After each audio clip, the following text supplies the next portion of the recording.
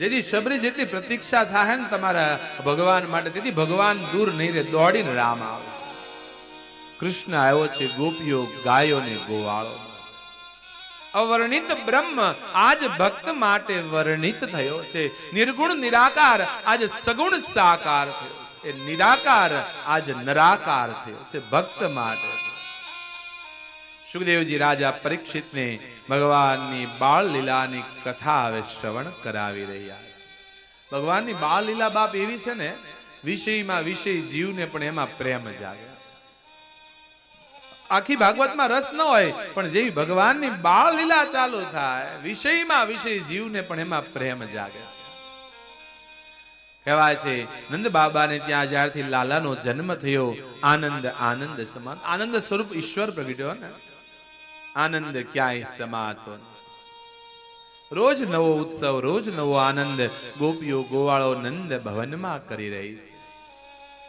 ધીમે ધીમે સમય વીત્યો છે. લાલાઓ કહેવાય 3-4 દિવસનો થયો અને નંદ બાબાને યાદ આવ્યું છે કે અરે, કંસને તો ઘણા વર્ષોથી કર ચૂક્યો નથી. નંદ બાબા ગોકુળના રાજા છે, પણ આખા વ્રજનો રાજા કંસ છે, એટલે આ બધા રાજાએ કંસને કર ચૂકવવો પડે. નંદ બાબાએ વિચાર કર્યો, હવે મારે દીકરો છે નહીં, કર નહીં ચૂકવું તો કંસ મારું રાજ્ય ખાલસા ગામડું લઈ જશે. ભલે લઈ જાય, મારે ક્યાં આમે દીકરો છે. વર્ષોથી નંદ બાબાએ કર નહોતો ચૂક્યો. નંદ બાબાને થયું મારે ત્યાં દીકરો થયો, લાવ આ સમાચાર કંસને આપતો આવો અને કર ચૂકવતો આવો. આમ વિચાર કરી નંદ બાબા 5-7 જે પ્રતિષ્ઠિત ગોવાળિયા હતા એને આ વ્રજનું રક્ષણ સોંપી, ગોકુળનું રક્ષણ સોંપી, અને કહેવાય છે નંદ બાબા કંસનો કર ચૂકવવા ગાડાઓ લઈ લઈ નીકળ્યા છે. કંસ પાસે પહોંચ્યા છે, વધાઈ આપી, મહારાજ મારે ત્યાં લાલાનો જન્મ થયો છે. કંસનો જે કાંઈ કરવેરો હતો આ કરવેરો ચૂક્યો છે. આ બાજુ વસુદેવજી મહારાજને મળ્યા છે. વસુદેવ વિચાર કર્યો કે નંદને ઘેર હું મારો દીકરો મૂકી આવ્યો, આ નંદ તો અહીંયા રખડે, નંદ અહીંયા ફરે છે, ત્યાં મારો લાલો એકલો છે. આ કંસે એટલા બધા અસુરો મોકલ્યા, કોઈને મારશે, મારી નાખશે. નંદ બાબાને અહીંયા જોઈ વસુદેવને ચિંતા થઈ. વસુદેવ કહેવા લાગે, હે નંદ, નંદ હું જ્યોતિષ જાણું, મને લાગે તારા વ્રજમાં કઈક ઉત્પાત આવવાનો, તું જલ્દી મથુરા મૂકી વ્રજમાં આવ્યો જા. નંદ અને વસુદેવજી મિત્ર છે. નંદ બાબાએ વિચાર કર્યો કે વસુદેવ કોઈ ખોટું બોલે નહીં, કઈક ઉત્પાત થવાનો હોય તો જ વસુદેવે કીધું. નંદ બાબા ઉતાવળા ગોકુળ જવા નીકળ્યા છે. અને આ બાજુ સુખદેવજી મહારાજ કહે, પરીક્ષિત, કંસ દ્વારા મોકલાયેલી એક રાક્ષસી પૂતના, આ પૂતના બાળકોને મારતી મારતી ગોકુળમાં આવી છે. પૂતનાનું એક જ કામ, જ્યાં બાળકના સમાચાર સાંભળે એને મારે. બાળકને મારતી મારતી ગોકુળ આવી અને ગોકુળમાં કૃષ્ણ જન્મની વધાઈઓ લઈ જતી ગોપીઓને જોઈ પૂછ્યું, હે ગોપીઓ, આ શેની વધાઈ છે? ગોપીઓ કહે છે કે હે બેન, તને ખબર નથી કે ના? શું? અરે નંદ બાબાને ત્યાં 80 વર્ષે બાળકનો જન્મ થયો, આ બાળકના જન્મની વધાઈ એમ? હા. પૂતનાએ વિચાર કર્યો, મારું નામ છે પૂતના, પૂત રહેવા ન દઉં કોઈનો. એવો વેશ આડંબર લઈ પૂતના નંદ ભવનમાં શુકરનો થાળ લઈ આવી અને યશોદાને ત્યાં આવી ઉભી રહી. નંદ ભવનમાં આવી યશોદાને કહે, યશોદા, એ યશોદા. યશોદાએ જોયું. યશોદા વિચાર કરે, આ કોણ હશે? ક્યારેય જોઈ નહીં.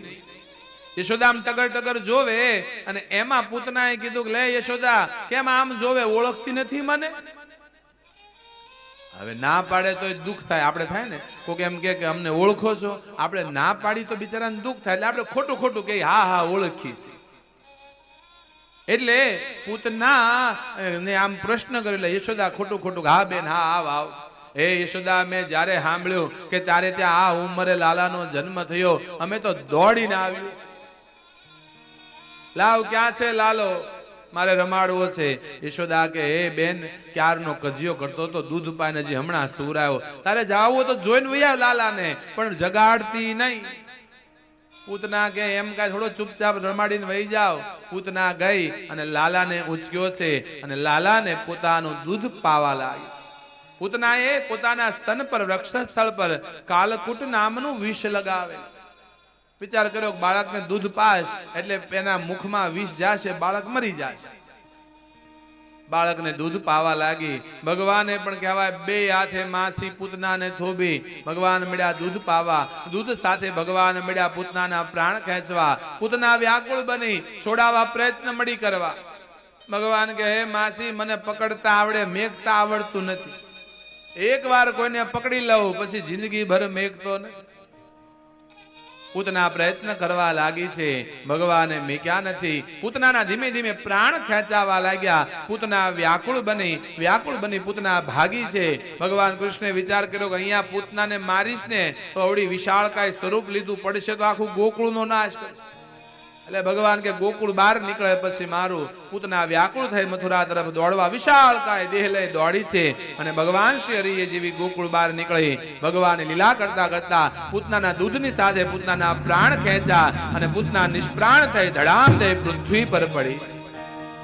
ભગવાને પૂતનાનો ઉદ્ધાર કર્યો. પૂતના એ અવિદ્યા છે. પહેલા અવિદ્યા મરે ને બાપ, તો જ સાચું જ્ઞાન. અવિદ્યાનો નાશ થાવો જોઈએ.